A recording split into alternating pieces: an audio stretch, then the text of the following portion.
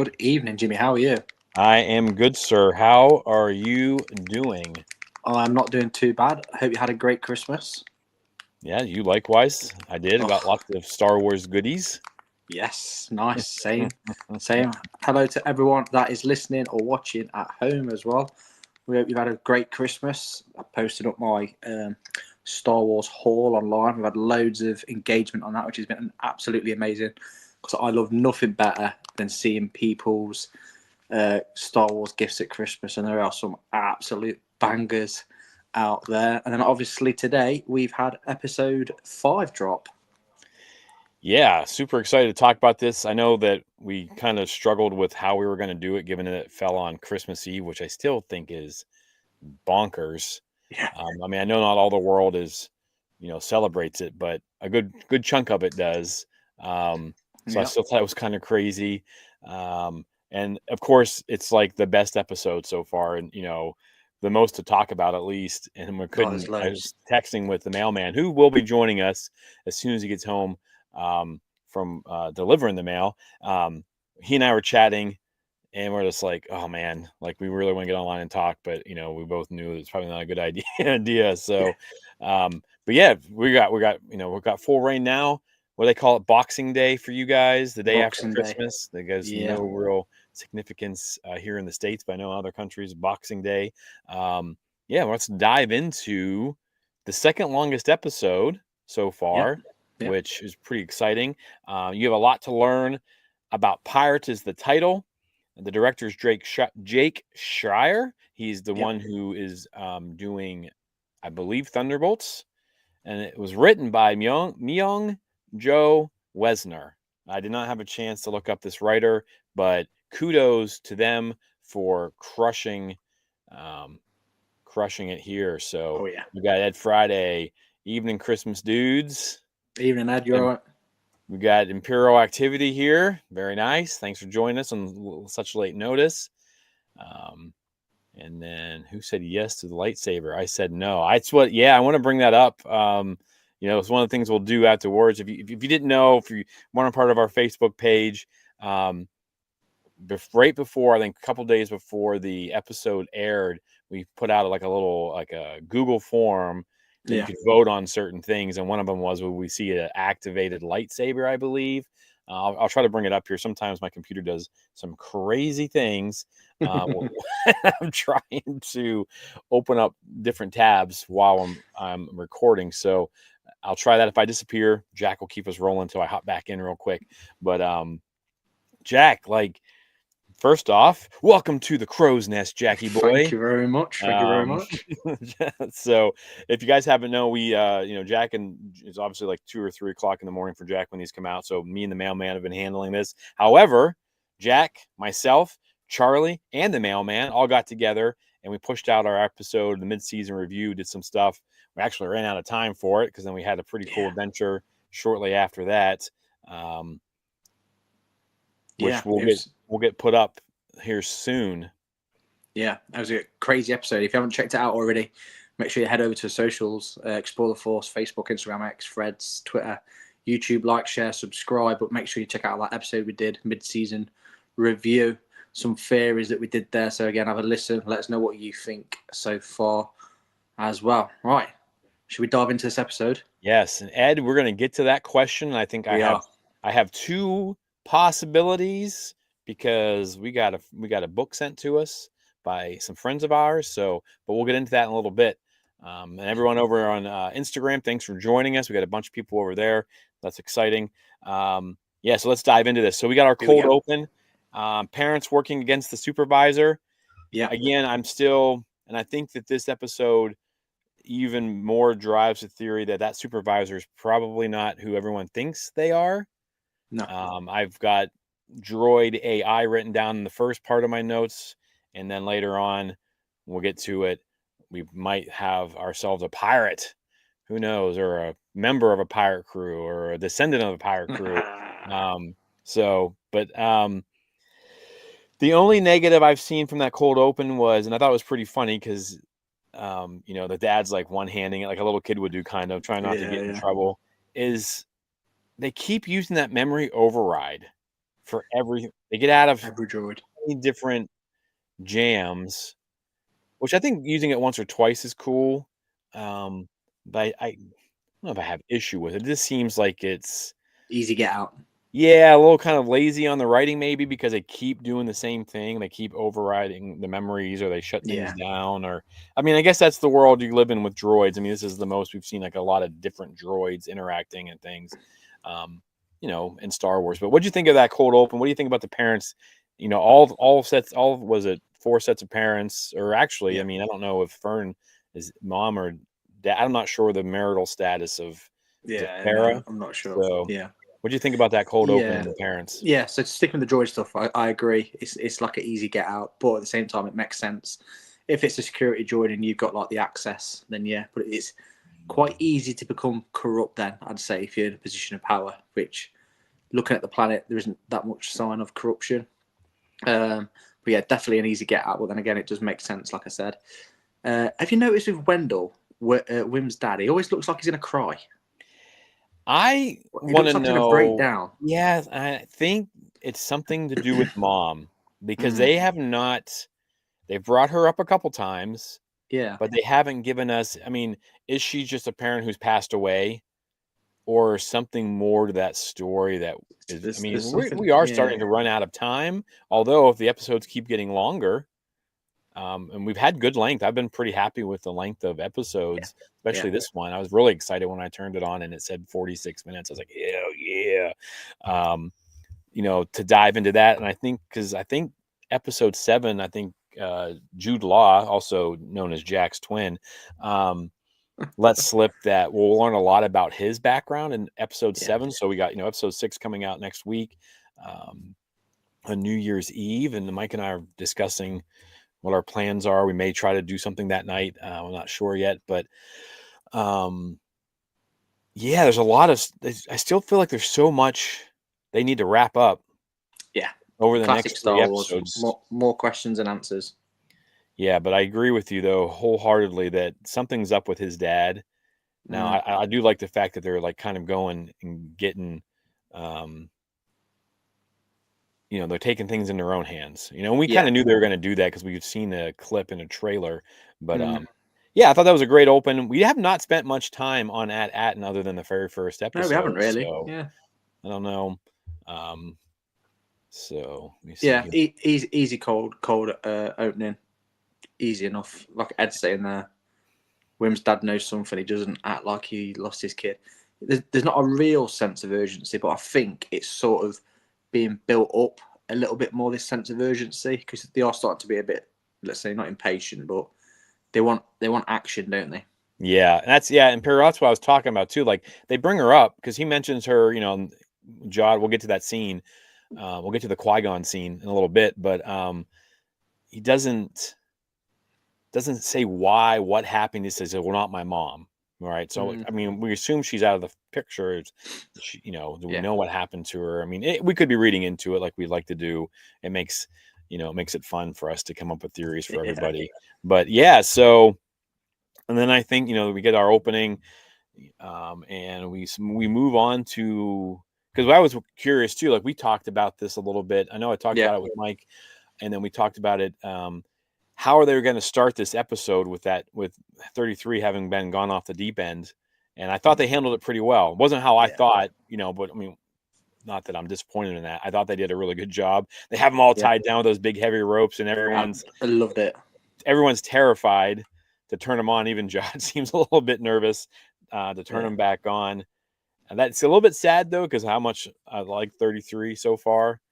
But then, they turn him on, and luckily he's like, "Oh, I'm not going to hurt you kids. That was my old captain's orders." And KB once again being the hero, being able to rework things. She's like the droid of the group when 33's not doing droid stuff, because she's able to do that. All her.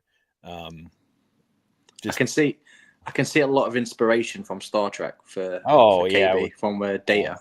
Data or Geordie LaForge, LeVar Burton's character, who had the visor. But I think you're right. I think that, and we still haven't gotten a lot of each of these characters, like Wim and I feel Neil. like Neil and even Fern have had their like kind of their moments. Yeah, their spotlight. And KB she's just done a lot of little things that have kind of like, she's like secretly like the R2D2 of this show so far, just getting everybody out of trouble. And she does it again in this episode. And I really like that character. I said, I got to see an interview of her, and she was just a spunky kid. Like, it was awesome, like how excited she was. So, you know, and again, I can't say enough about these kid actors. I know that was a huge concern of ours going into this, was just what you're going to get with these kid actors, and man, they've crushed it. So yeah, they've absolutely killed it. Absolutely killed it. We got Tack Renard. Oh, here comes the mailman. Let's bring him in. Mailman, what's happening? What's up? How is fresh from his deliveries? Fresh from the deliveries. Right off the street. Nice.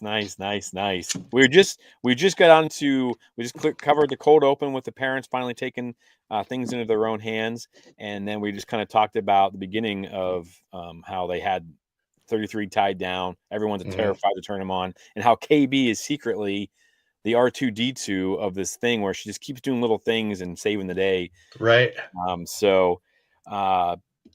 And then of course they have this conversation, and we introduced Tack Renard. And if you remember in episode 4, he says in Renard's ghost, and I brought that up. I'm like, oh, who's Renard? You know, like I was like, who's that? Like that was a very specific name. And so of course now we find out that this is the most feared pirate in all of pirate history and Star Wars. So that's pretty exciting. They're weaving all this new stuff into our Star Wars goodness. What did you think of the opening scene, or this scene with the kids and Jod, and everyone's terrified of 33, and then he comes on and he's like, yeah, I'm good. Yeah, I thought that scene was hilarious. How they had him all tied down, and as soon as he comes up, all right, just stands up and snaps all the ropes and stuff. That was hilarious. I thought that was pretty good, the stuff there. Lots of good humor here. I thought that I just put ropes, haha. Like, I thought that was pretty funny. But we get the great story. How'd you guys feel about the story about Tack Renard? What did you guys think, Jack? Did you like the way? Because we haven't had a lot of we haven't had a lot of like storytelling, and I thought they did a pretty good job, like cutting it up between Jod and with 33 telling the story. Yeah, so they still give a little bit of detail about Tack Renard. Not a lot of detail, so it's still quite vague. I think it's given enough to keep your imagination going as a viewer, because, like, again, classic Star Wars, so many questions than answers. But what was really interesting, that it's taken them 5 episodes now to realise the ship's name. Yeah. And point to note was the significance of that ship. I mean, as soon as Jod found out who it was and the ship he was on, from that point he changed. Yeah. This is a whole different Jod in this episode, and that's obviously later on, we'll talk about that. But as soon as he realised what ship he was on and whose ship it was, his whole demeanour, his whole character, and again, credit to Jude Law, if you notice, if you watch it a second and third time you see it, it changes. Completely different person. A whole different person. No longer now is he happy to take orders from the kids or happy to do what they want to do. It's happening like this, and this is what I'm telling you. This is the way. Yeah. You know. So yeah. Did the kids know that it was the Onyx Cinder? Did they say the name earlier and the kids knew, or this is the first time? I've been waiting to hear it for a long time. It was like a Lego slip up. Yeah. Because we got footage of slip up. I think they do that on purpose, but we got the Lego, the Onyx Cinder, which Jack and I both got from Santa. Very exciting. Good for you. So we'll do something with that. But I think this is the first time we find out, and I think it's kind of impactful. The kids still don't really know. Ed Friday says Lego knew the name of the ship. So. But I thought it was cool. I don't even know. Some funny stuff there. They're telling all these stories, and this show does a really good job of being for kids and for parents. Like I've said it a couple times. And I was actually talking.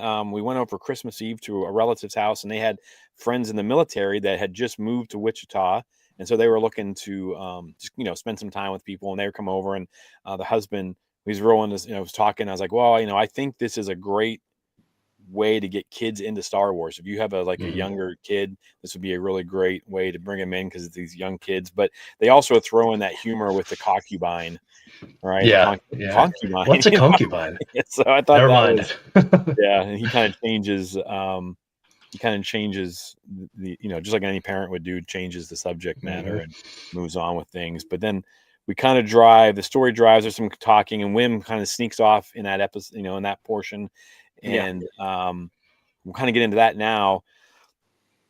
He finds Wim back there. Wim's sad and he's emotional, and they had this whole conversation with they'd had this whole talk. So let's talk about that whole scene between Wim and Jod, because Big one.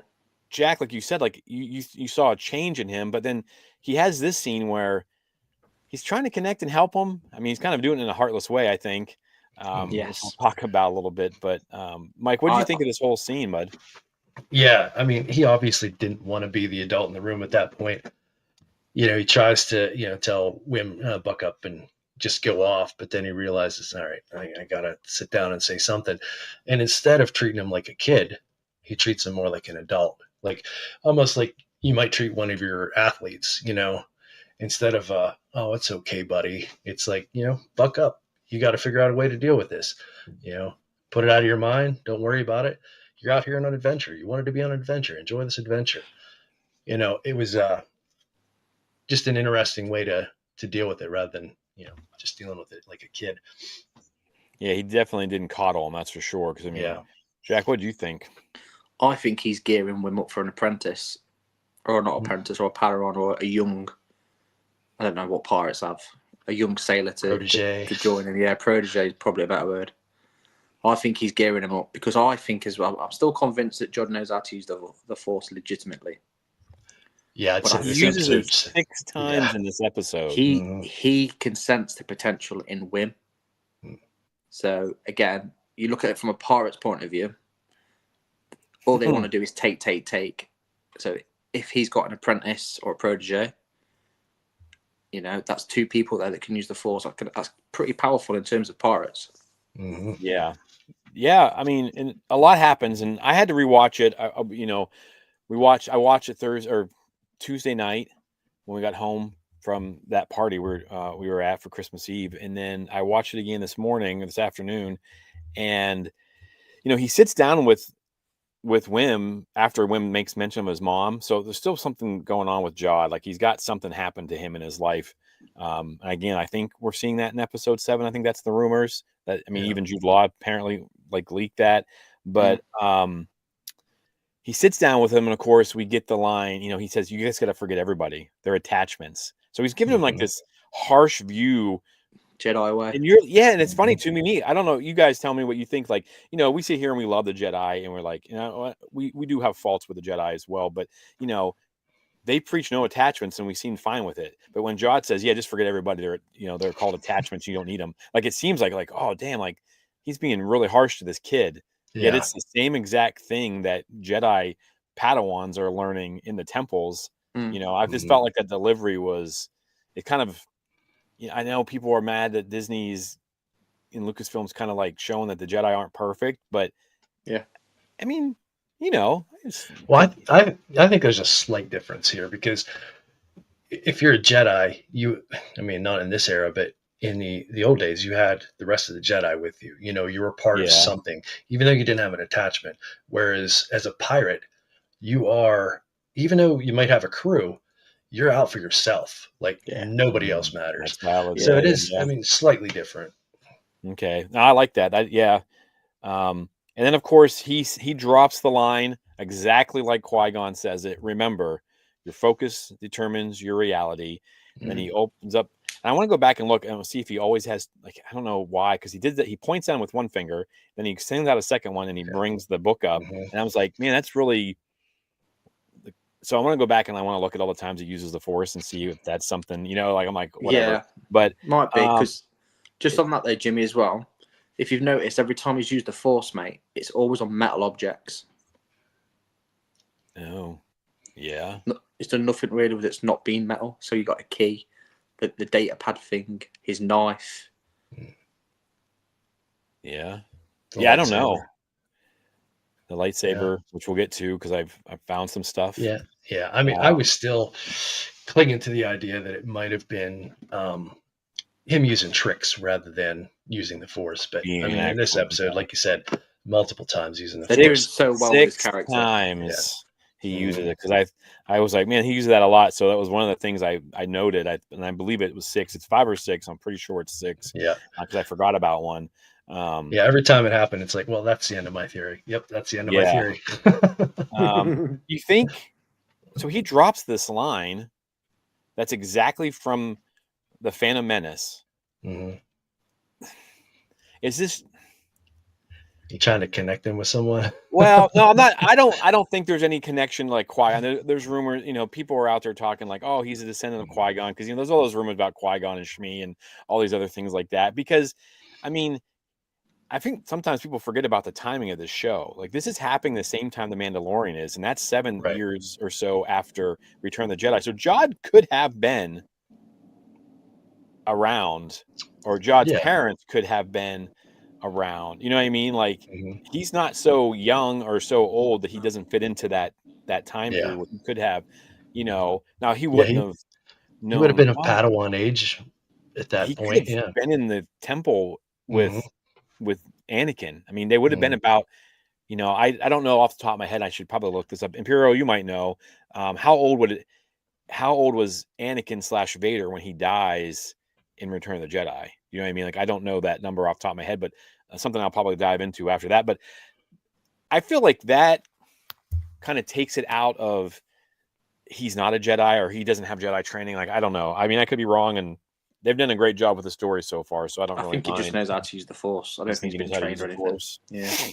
So it's just weird that they use that exact same quote. Even the To be fair, that's a really good point as well. But then he's a pirate. He's a pirate. He's been around the galaxy, and like I said, if he's trying to get a protege, he's probably then fueling Wim's imagination because he knows what to say to sort of. Well, he get him does to tell join him he him. has a great imagination, So yeah, I mean, yeah, I wondered about that, especially the second time. I mean, I caught it the first time. I was like, dang, that's exactly. Remember, your focus determines your reality. I was like, of course. I mean, I'm a little hypersensitive to that one when I hear it. So, but yeah. Anyways, and I just broke down next was who is Jod Nawood / dash Zenton / Jodwink Zank. We got a couple more names for him Crimson today. Yeah, because we've had like 4, and the kids even Mhm. bring it up like, how many names does this guy have? They land on what was the planet? I know that it was Skull Loompa. Mountain, Loompa. Laputa, or something like that. Yeah. The battle planets. I mean, he has all these funny names, and then it's a spa The spa for adults. So, what do we think of the spa? That whole thing. I mean, have you been enjoying the different planets that we've been on? Yeah, I think it's so cool how they took a pirate planet, that this feared pirates lair, and now it's just like, they paved it over and put in a mall, a shopping center or a spa. You know what I mean? It's Yeah. you see it in real life all the time. Like this was such a sacred spot, this feared or whatever, and now it's a mall. So it says Pretty Imperial cool. says Anakin would have been 45-ish in Return of the Jedi. So Jod could easily be Mhm. Yeah. a Jedi from that time period. I don't Yeah. know that he is. He could have been Right. a Padawan that never got a master. He could have escaped. I mean, he has the ability to think on his feet and get himself out of trouble. He knows just enough maybe to get himself into and out of trouble. So Seems so. yeah, Jod is well known around the galaxy. Uses different names too. Yep. That's a classic pirate thing. We know this from Ezra, Jabba, obviously, and Mhm. Hoda. Oh God, Hondo. Hanaka. Yeah, Hondo. So Yeah. I don't know if you guys caught this or not. I always watch it with the titles on, but he called the kids from the Brat trick. So it's BRAT, like brat Yeah. trick. So I thought that was kind of funny. Maybe he's taking a shot at the kids for being little punks. He mentioned Scipio, which I knew I had heard that before, and it's from Clone Wars. It's where Clovis Rush. Hang on, I have it over here ready.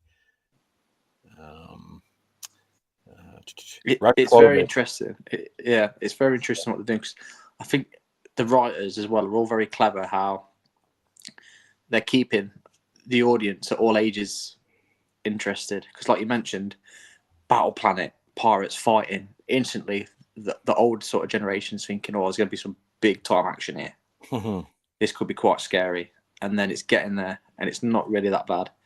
So then the kids are more interested as well because the kids are still there anyway. So it's keeping that tone across the whole episode. Mm-hmm. Yeah, I'm loving how things are working out, and of course we meet a new bounty hunter. Pocket. She's creepy. Yeah, her eyes. Those eyes were terrifying. So because there's a scene later when she's talking to Brutus, and you can tell she probably can't see anything. Contacts. Yeah. She's like, it's like she's like looking right through. She's just having this conversation, and someone's like feeding her the lines, or saying the lines back to her or something, because it looks like she can't see anything. But she calls him Dash Zenton. Apparently, he abandoned her, and yet another person who tells the kids not to trust him. We get two this episode. We got a banking clan reference, and we have a Hutt clan reference. And I want to give full credit to Mike from A Guy Who Loves Star Wars. I was watching his live feed earlier, and he says that during this time period, they would have been like this kind of trading war between the Hutts and the banking clan. So we see big power shift, and we see a Hutt later on. So that was pretty clever. Got some stuff going on in the background. Eating one of the servants. Yeah, he's like, "Oh no, not again." What'd you guys think of Pocket? What'd you think of that Hutt? Because I think I have that next. How did you feel about seeing all that stuff? Love it. I love seeing another Hutt. Pocket's scary as anything. Really good character. I'm interested to see more about Pocket. I'm loving all this bounty hunter pirate stuff. That's well up my street.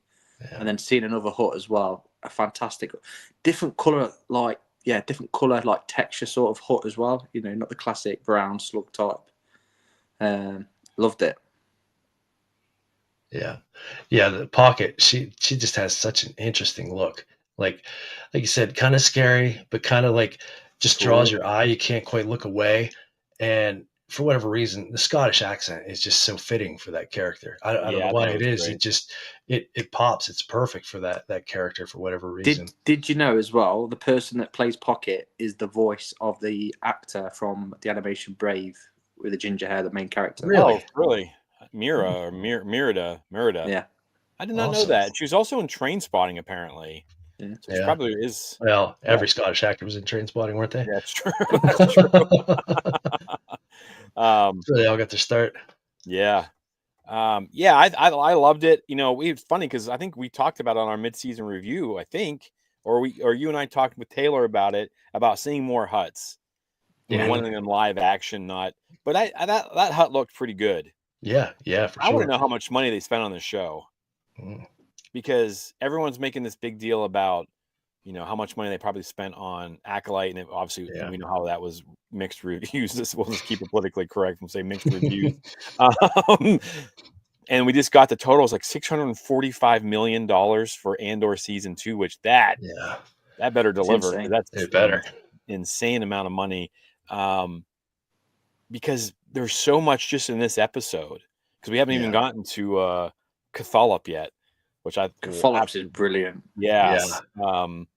So we get that whole scene, and of course another person telling the kids not to trust Jod, and he's telling the kids, "Oh no, she's just bitter," and blah blah blah, and all that kind of stuff. And then they split up. They had that fun scene in the bedroom, and the kids are jumping around. We had seen that in the the kids being kids, and Jod's kind of losing his mind at this point because he's frantic. They don't really understand the danger that they're in, I guess, which is fine. They're kids. They're not, they're from a planet that hasn't seen hardships. I think that's what. Yeah. You guys tell me if I'm wrong. I think that's why we seen like episode 4 with that planet at Akron and those other kids going through hard times. Like, it's supposed to show how unworldly these 4 really are, right? I mean, because I know some people didn't like that episode. I know we all did, but I thought that was it even hit harder on this episode because it shows that these kids really don't know anything because they've been sheltered. They've been in this planet that there's like we, just as another cog in the wheel kind of place where you just do your job and you move on with your life. So I don't know how you guys think about that or feel about that, and then we can talk about Cathala, because whatever was amazing. Brilliant. Yeah. Brilliant. So, Yeah. is that a Jim Henson puppet, do we think? I couldn't tell if it was. I don't think it was practical at all. I think it was all CGI. But Yeah, I'd have to go CGI. back and look again, watch again. But one thing I think you missed here, when Jod is bribing the front desk lady. Oh The yeah. fact that he gave up all the kids' money, like he didn't try to keep any back for himself. At first he was, but in the end, he's like, "Here, take it all."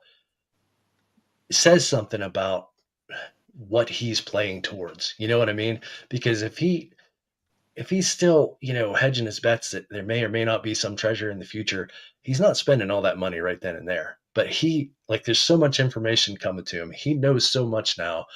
He can feel that, he's willing to just blow it all, spend it all, put it all on the line. We have to get there before the pirates get here. We have to get this information. We got to get out of here before the pirates get here. Yeah, but they mention that. He mentions it in the episode, and this is probably mentioned later on, is he knows, and you find out that Atin is a planet that makes money, literally makes money. So that would make sense for him to chuck it away, because he's like, I don't care, I'm going to a planet where he make all I money. want. Yeah, I mean, because internal treasure, if you have a mint at your disposal, then I mean, I think that's kind of fitting. But then of course, Jod shows up. The kids are talking, because they did a good job too. Because I know, like in the trailer, I thought, oh, that monster, like that guy's scary, and then just turns out I think it's like, I think it's another thing, like, this is a kid's show, and they're like, hey, look, don't judge a book by its cover. You know what I mean? Like, this thing is scary looking, but when he's like super sweet and helpful, he's like, hey, come on back and tell me how the story ends. It's the whole thing again, mate, where it's keeping all age groups interested. Because again, like you just said, you're seeing it adult wise, you're like, holy smokes, like a rancor. Oh my god, what's going on? Yeah. And then it talks and moves, and it's like, oh, hold on a minute, there's another side to this. And it's the same. It's the same theme for the entire episode, probably apart from the acid bit. Yeah. We'll get to that.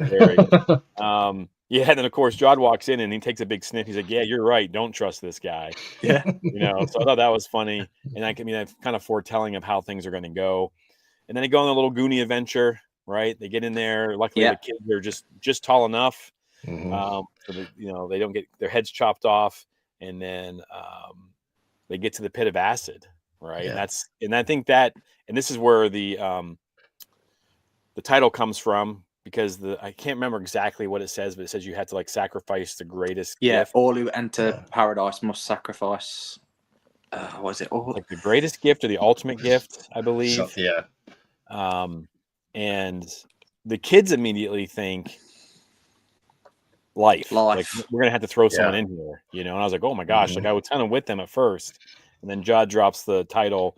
You have a lot to learn about pirates. That's it. We find out, and he uses the Force again to levitate the metal and throw it out into the acid, and then of course that drains, and that's pretty cool. What is Ed says something here? Very Indiana Jones style with the acid and treasure. Yeah, I was loving it. I wonder, like, because we get that scene with the pirates where the security is looking for them, and they have that thing that like shoots them up into those spikes. Like, did they get around this is what I was going to say with it. It's that theme again, because we know, grown men, that if somebody, a human, is impaled on something, there's going to be a lot of blood. Yeah.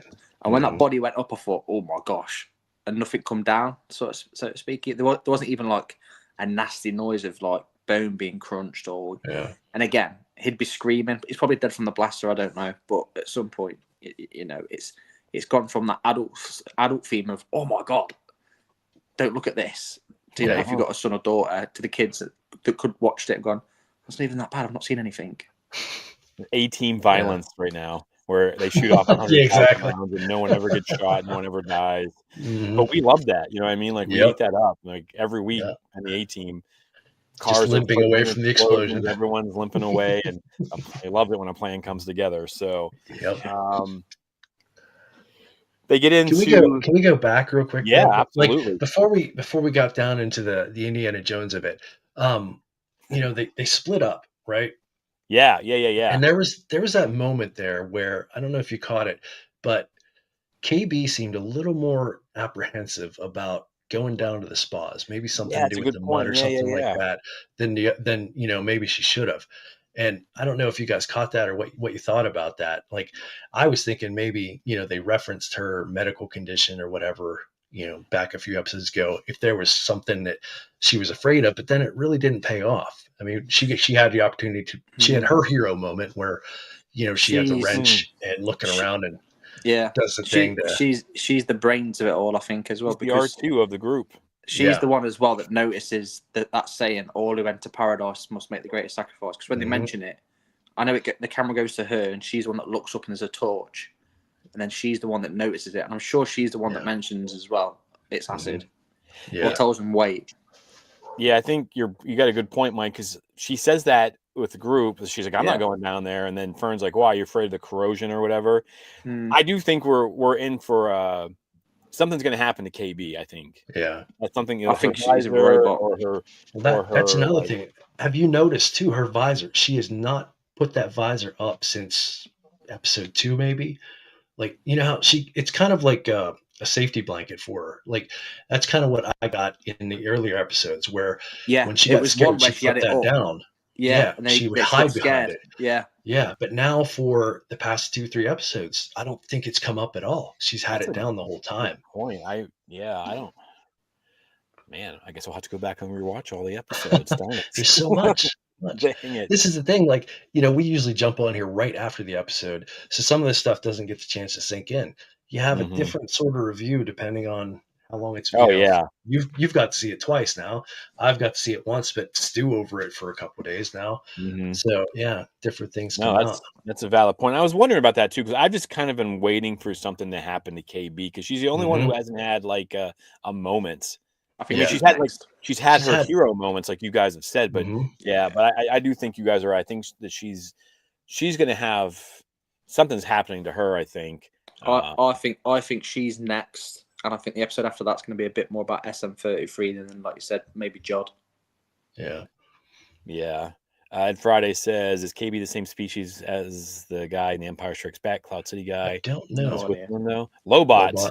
Yeah. I think those Don't things know. around their heads are like implants Cybernetics. because Yeah. cybernetics because we find a Rhodian.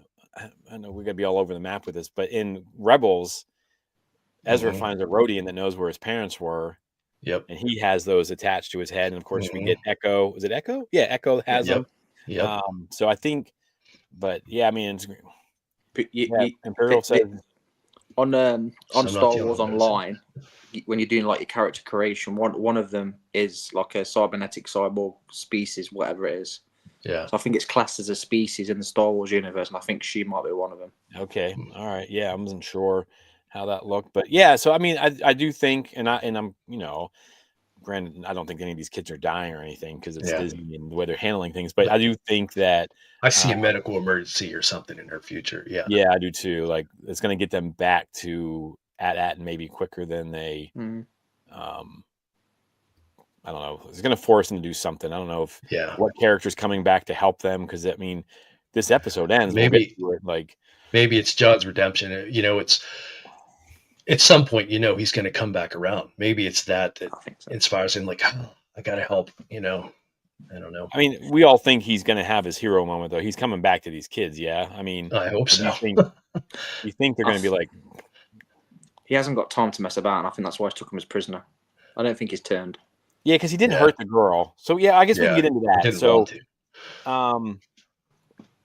where are we at here? I put Jod as ruthless. Not sure he changes back. When I at first view, I was like, man, is this guy like this? Is he really going to be like the bad guy or something? But, and then we get, And I wrote, does bad video of, because they find that data port and they lift it. I think he lifts it with the force. No, he just lifts it off with his finger. Hands, okay. Yeah. And they get that video, but it's like you can't see who's in. You can't see the pirate. You can't see Tack, right? So there's a reason they're hiding what Tack looks like, I think, right? I mean, would you guys agree with me on that? For sure. And I just put ... connection to the supervisor. Is there something with the pirates and the supervisor? I've been at the opinion that it's AI, but with the way and we talked about this, Mike, right before you hopped on, that I think that they keep overriding droids and make memory resets is kind of like it's either a cop out, like bad writing wise, like they just keep doing the same thing every time they're in a jam with a droid, or this is going to be something that's like it's going to play much bigger into the story when we find out what's going on with the supervisor, right? Yeah. So I just put Jod as scary. And then what did we think? Like, do you think he would have, because he invokes the pirate code, which he could have done at any moment and overpowered those kids at any moment, at any time, and not have to worry about repercussions from 33 because he knows that 33 follows the pirate code. Jack, do you think he did that now because he's in a rush because he's being chased by all those pirates? I mean, after he does that and takes control, he liquefies God knows how many pirates out there in that acid, which is pretty nasty if you think about it. Yeah. So literally, you're spot on the money. So once that port opens up, he sorts out everything. He knows there's a threat outside. Acid goes. Once the acid goes, he understands what the issue is. Hologram comes up. That's when they find out about the mint stuff, and again, that's when you can see the cogs turning in his brain. I haven't got time for this. I need to get back on that ship and go, because I'm interested to see how they're going to get back off that ship when the two ships have landed literally next to the Onyx Cinder. And you see it all the way through with Fern and Jod. Fern doesn't trust him. She never has trusted him. She's watching him like a hawk. And I think he gets to that point where he's like, I cannot hang around. I need to get back on that ship. I need to get going. Yeah, for sure. I mean, do you think he would have hurt Fern, though, if she hadn't submitted? I don't think he's got a bad bone in his body to hurt kids. Otherwise, he'd have done this long ago. Yeah, I feel like... I don't know, Mike, what do you think? The table, sorry. The tables have turned now to the point that he's not got time to mess about. If this pressure was put on him from the start, I think he'd have just claimed the captaincy straight away. Because, like I said, everything changed as soon as he found out what ship he was on and what captain it was run by. Why wait till now to take over the ship when he could have done that 2 or 3 episodes before? Yeah, I mean, everything Jack's saying makes a whole lot of sense. And, I want to believe the best for Jod, but I'll tell you, like, my gut reaction watching it is I thought it was a real turn for Jod. You know what I mean? He really seemed a different person. The switch flipped, and it's not, I mean, I don't know if he would have hurt her. I don't think he would have hurt her. Like you said, he's had so many opportunities before. He could have just, booted those kids out, took the ship, and done whatever he wanted to do. He showed through the first few episodes that he cares for the kids to some degree. He even showed he's not the greatest father, but he's not the greatest role model or whatever, but he's taken care of them to some degree. But yeah, I mean, just the feeling of this episode, you really felt like you felt the switch. You felt that there was some menace to him now. Like he sees the gold and his eyes are getting big, and it's almost like Lord of the Rings, the way the ring takes over you. Curse of the Gold. Mm-hmm. But it's funny as well, because again with Jod, like we've mentioned with the Force stuff, is what I noticed in this, like you said, Jimmy, when he's like pulling stuff, the hand motion is like a normal pull with fingers. And when he's pushing that staff away when you're getting attacked, it's like opening all his fingers. But if you've watched as well, I think he's only used the Force when he's had his gloves on. I might be wrong. He's always had his gloves on. That's something I've noticed, and I thought maybe I was just being weird. And look at an image of his gloves, because if you look at the back, there's 2 parts of the glove that are quite chunked out. Yeah, maybe. I don't know. I this is like, again, like we have 3 episodes left. Yeah. And I know episode 7 is going to tell us. I mean, we think episode 7 is going to tell us about Jod and his background. We'll find out what he really is. And so then, of course, you got this tense situation, and Wim's going to have his hero moment. He stands up, Love it. and I'm like looking at that kid. I'm like, I think that's upside down, buddy. And of You could course, see, it was. you could And see boom, it, yeah, and when it's zooming in. he almost, you know that meme where like, you know how like Luke looks at the lightsaber in Return in New Hope, and he's like, if he turns that thing on, he's toast. I kind of had that moment, you know. Like, fortunately, it bounces out. It was pretty humorous.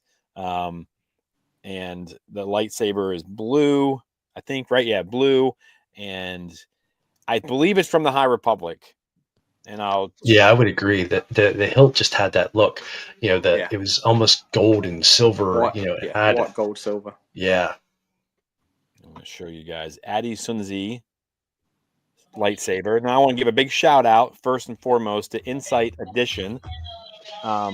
They have recently sent myself and Jack some books, and they sent the lightsaber collection from the High Republic. So as soon as I saw that, I ran upstairs and I opened this book up. We'll be doing reviews of it a little bit later on this week or beginning of next week. This is Adi Sunzi, her lightsaber, and it doesn't look exactly the same. No. There's that, and then I want to do one more. It has that characteristic flare at the end. A lot of the emitter, but a lot of these does look very similar. The only thing I don't think it's got is that like brown thread stuff on the handle. Yeah, it doesn't have a wrap or anything on it. But then it's probably been lost in the ages of time. Could. Now Zala Makri, well, hang on. I guess it. Let me up real quick. But it's good as well that the key thing is, like you mentioned, like Wim's gone to turn that on. It's turned it on. It's upside down. Now Jod picked it up and knew exactly how to turn it on. Exactly. Yeah. Mm-hmm. And he even held it correctly. I'd probably say correctly. I'm not a Jedi expert, obviously, but he held it like he knew what he was doing with it. Yeah, yeah. But I did exactly the same thing, Jimmy. I didn't refer to the book, but after that episode, I got online and was looking at images of lightsaber hilts. I'm like, I've seen that hilt before, but I couldn't find it anywhere. Crazy. I can't wait to see the theories for this. Yeah. And there's another one. I can't get it to come up for some reason, and it doesn't look exactly the same either. I think that it references, like, this is from High Republic time period, and there is a pirate Jedi in Phase 2, which is, and it's Mav Zalagan, and she takes off running when she's a young Padawan, and she joins Maz Kanata. I think Dexter Jettster's part of this crew. There's a big group of characters that are in. As Therm Scissor Punch is part of it from the Solo movie. We first see him there. Mm-hmm. And so there are some connections. And I know, like, I hate, it's not everyone reads the High Republic quite the way we do. And there are connections to pirates and the Force set up. And, this would have been, because the High Republic takes place roughly like 150 years prior to Phantom Menace. And then that phase is like 100 years prior to that or so. So, I mean, this is some time that has traveled, but there are connections between pirates and Force users. And, at the end of that comic strip, or that comic book series, that run, I think it's Dark Horse that does it. Mav or Zav is like is a pirate Jedi kind of thing. So, kind of bouncing back and forth between both worlds. So we've seen the Jedis do it, haven't we? We've seen them turn to bounty hunters as Ty York. Ty York. Yeah. So, I mean, there's some things set up in the High Republic, and I don't know how much people who are directing Spider-Man and Marvel movies are reading the High Republic, but they do have the story group at their at their beck and call. So Ed says, I think the whole overriding the droids is because they're not in charge. There's no supervisor, is all in front. Yeah, I mean, that could be a default. The whole, like, the 3 rules and like iRobot and stuff where they're not allowed to have life. Yeah, the saber was more gold looking to me. Yeah, and I think that's, if you look at the High Republic stuff, they're all like gold and real fancy. I don't like most of them. Like, they don't fit, and I think that's just given my age and what I've seen as a lightsaber growing up. I think you guys are probably in the same boat with me, but I'm not a huge fan of the lightsabers from the High Republic. But I don't mind them. there are some interesting ones in here. Yeah. I'm looking forward to like kind of breaking this book down for some, but Yeah. I don't know. I think it's kind of curious. We have connections. There's so much that they could do with Jod Dash, whatever the heck his name is. Yeah. And then of course Wim has a second hero moment. He hits the bench, saves them all. God knows where they've ended up, right? I mean, Yeah. that's the same bench where Wim almost, or not Wim, but Neil almost fell down, right? So yeah. I don't know. What do you guys? How far down does this place go?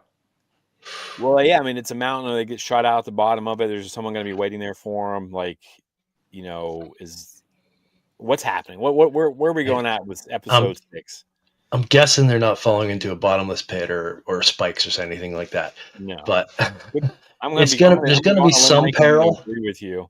There's going to be some peril, but yeah, I think they're going to fall down there, either land on a pile of bones or water or something, or potentially someone else could be down there.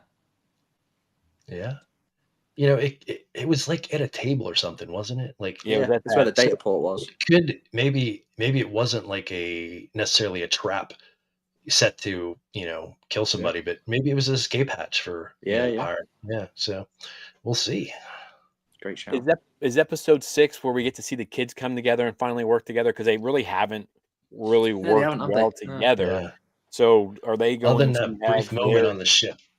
Yeah, I mean, is that episode 6 them getting themselves out of peril? Depending on each other, not having an adult, not having a droid. It kind of has to be, doesn't it? Yeah. I mean, they're not going to fall on their faces. Yeah, for sure. I'm gonna get going because I've got a flight in like 3 hours. Right. Shooting off to Lanzarote. Jack, give us your score for this. This episode is by far the best episode. There's so much going on. Easily, I'm going to go for 9 out of 10 Neils. 9 out of 10 Neils. All right, 100%. Jack. All right, well, Mike and I will finish this up. Sure thing. Enjoy your flight. Enjoy the crow's nest, gentlemen. See you on the other side. See you on the other side, bud. See you later. See you, Jack. All right. What do we think, Mike? Let's wrap this episode up. Okay. What do we think? I mean, are we rating or are we just thoughts? Yeah, let's go ahead and rate it and wrap it up here. Well, and if you have any other thoughts, know. Yeah. You know what? I've rated everything else. So I'm assuming you're going with 10. I'm just going to. Yes, sir. All right. So Mike loves the show. Yeah, it's kind of like Jack said. There was so much in this episode. It was, a big deal. And it wasn't so much information fell into your lap. So much was revealed, discovered, so on and so forth. But not. There's still the element of surprise. There's still more to learn. But so much was dumped without, and without people just standing there talking to one another. It's just well done. Great action. Some like the acid and the spikes and things like that. Some terrible violence that is, off screen, so it doesn't scare the children, but it happened. Like a lot of pirates died.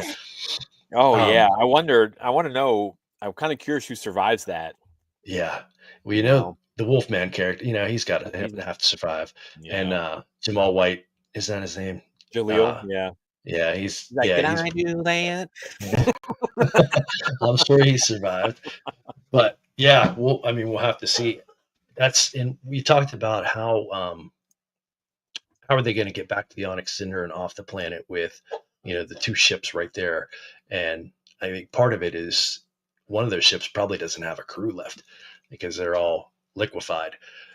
But yeah, I thought it was interesting, like I mentioned about KB, the noticing her, that visor not coming up, and just it has me curious, what's going on with her, because like you said, we haven't had that episode of just this is KB's episode.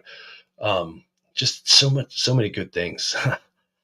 I really enjoying the whole series.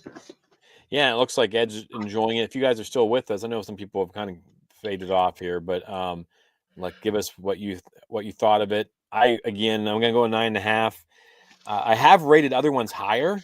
I know I picked episode 1 as my favorite, but this might be my new favorite episode. Just really pivotal episode, I think, in this. Episode 1 I picked at our mid-season review as my favorite because it really set the momentum for the show, and I think this episode sets us going forward in our last 3. I think this is really going to drive the story forward, which I just can't get over how well this show is. And I know there's people out here that don't like it, and that's fine. If it's not for you, I'm sorry that it's not for you, because it's been an awesome ride, I think, Yeah. in my opinion. And I'm not saying that you're wrong if you don't like it, but I just kind of feel bad for people who aren't as enjoying it as much as we are. I feel a little selfish, but I'm so excited about this. Is what we needed as a fandom, I think, because you haven't heard a lot of things on. No one's attacking these kids, which I think is great. Yeah. And people are like, yeah, the show. And then we got those people. I'm on a ton of Facebook groups, and people are like, well, it's Disney, so it's stupid. I'm like, well, you probably haven't even watched it. You're just saying this because you're trying to start a fight. But people who have watched it and legit have criticisms, I know even like a couple of our friends who haven't been high on the show, they really love this episode. Yeah. So super episode. I'm gonna give it a 9.5 again. I think things are just going to ramp up. The writing is awesome. The action's awesome. The new characters we're meeting, and I don't want to keep going too much longer, but we were so high on. I was so high on who's the cameo, who's the cameo, who's the cameo. They need a cameo. Man, they have created a terrific show that is not really relying on anything in the Star Wars universe. And I'm blown away by that, because anyone who's followed along with us in our our shows leading up to Skeleton Crew, and even us talking about it, I really thought that there was going to be, they almost would need it. And I just feel like they've crushed it so far, not having any, they had the perfect opportunity for bringing in a bounty hunter that we all knew, possibly. And, they didn't need to. They brought in this new cool character that's scary as heck. I imagine being a little kid, maybe freaked out by Pocket's eyes, and she's intriguing to us. So I don't know. I think they've done a really great job, and I'm super pumped. Yeah. I can't wait until episode 6. Yeah. All this makes you wonder, like, they held this for a year. Why? Why did they hold it? Like, was there something like, I don't like to credit Disney with foresight, because it doesn't seem like they plan ahead. But what was it? Like, what was it? Because this show is so good, and maybe they had more time to, work on it in post-production and do more of the CGI stuff and really, nail that, over that year.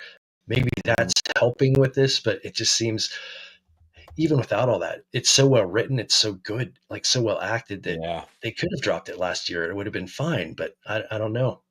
Well, 2 things, I think, and this is just me guessing, right? We're in the midst of those writer strikes and writing and acting strikes, so nobody could go out and do any kind of That's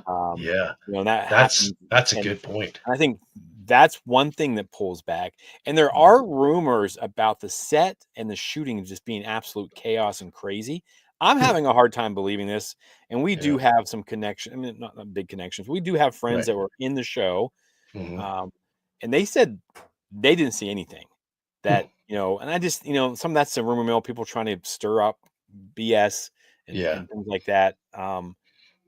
But yeah, I don't know. But yeah, you're right, Mike. Like, it would be wonder why they held on to it. I do think the first reason, I do think that it was because that pushed everything. The writer strikes and the actor strikes. And maybe they realized they had a hit on their hands, and they didn't want to put it out there without the promotion and whatnot. So it wouldn't have been them to do any of that stuff. They weren't allowed to do exactly. Right. That's a really good point. And a lot of big podcasts were not covering anything either in solidarity. We weren't doing enough damage. We're getting enough views to be like, we did say that we support the actors and the writers and all that stuff. We do think they should get paid what they deserve, but we didn't. None of us have a SAG card. None of us have a SAG card. And plus, we didn't think we were making a big enough dent in the Star Wars universe to do that. But we did support them. So absolutely. But yeah, just terrific. I heard Activity says I heard some reason why Lucasfilm held it back. That might be female for. Yeah, let us know if Imperial. But yeah, so another terrific episode. Yes. Just loved it. I think that's really all we can say about it. We've kind of talked this one upside down and backwards. Yep. So, Mike, thanks for hopping on. Mike he came straight back from work and hopped on here. I know we wanted to chat about this. Just loving the show. Yeah. And then we will let you all know what we're going to do. Yeah. What we're shooting for, maybe New Year's Day. New Year's Eve. Yeah. New Year's Day or New Year's Eve, depending on our personal lives. We'll get it out there for y'all. Hopefully you can join us. If not, you can listen later on. But thanks for tuning in, everybody. Thanks. Ed, Imperial, everybody else has joined in. Everybody over on Instagram, thanks for being part of the show. Mike, again, thanks for. I think you got to be whooped, ready to start playing Star Wars Outlaws, right? Yeah. Well, yeah. We'll get into that later, but yeah. Okay. All right. Well, then, for all of us, we have spoken, and we'll see you sometime next week. We're not sure when. See ya.